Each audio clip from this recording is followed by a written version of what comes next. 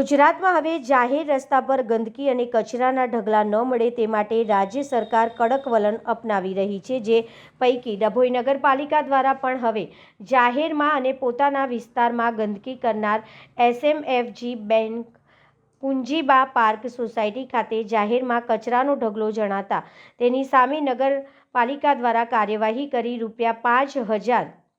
નો દંડ વસૂલ કરવામાં આવ્યો હતો। દંડ નહીં ભરનાર સામે હવે કોર્ટની રાહે કાર્યવાહી કરવાની જાહેરાત ચીફ ઓફિસર દ્વારા કરી દીધી છે। એટલું જ નહીં, લોકો આ કાર્યવાહીથી છતાં જો ભૂલ યથાવત રાખે તો જેલની હવા ખાવી પડશે તેવી તૈયારી પાલિકા દ્વારા કરવામાં આવી છે।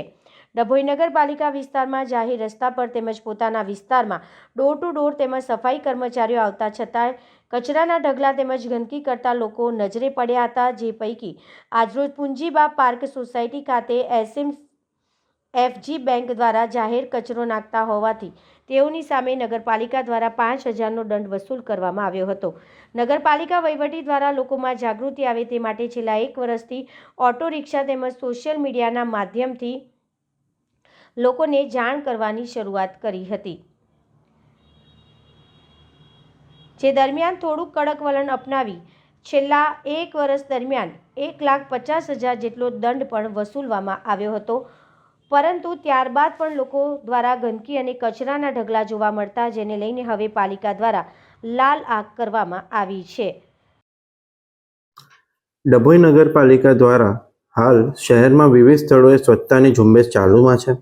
તેના અંતર્ગત વિવિધ સ્થાનોના વિવિધ જગ્યાઓના સફાઈની કામગીરી ચાલુમાં રહેતી હોય છે। એ સિવાય ડભોઈના જે વિસ્તારોમાં ગંદકીની સમસ્યા ઊભી છે અને જે લોકો એની માટે જવાબદાર છે તેની વિરુદ્ધ કાર્યવાહી કરવામાં આવતી હોય છે। આજ રોજ સ્થળ તપાસ દરમિયાન આયુષ સોસાયટીની બાજુમાં જે કચરાનો ઢગલા મળી આવે છે, જે ઘણી વખત ડભોઈ નગરપાલિકાએ સાફ પણ કરાવેલા છે, તેની તપાસ કરતાં સામે આવેલી એક ખાનગી બેંક દ્વારા ત્યાં આગળ કચરો નખાવવામાં આવે છે તેવી જાણકારી મળેલ હતી, જેના અંતર્ગત કાર્યવાહી કરતા ડભોઈ નગરપાલિકા દ્વારા તેમને દંડ ફટકારવામાં આવ્યો છે અને ચેતવણી આપવામાં આવી છે કે આગામી સમયમાં આ પ્રકારની કોઈ કાર્યવાહી એમના દ્વારા કરવામાં આવશે તો દંડનીય કાર્યવાહી તથા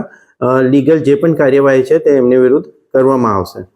આની સાથે સાથે શહેરના વિવિધ લોકોને,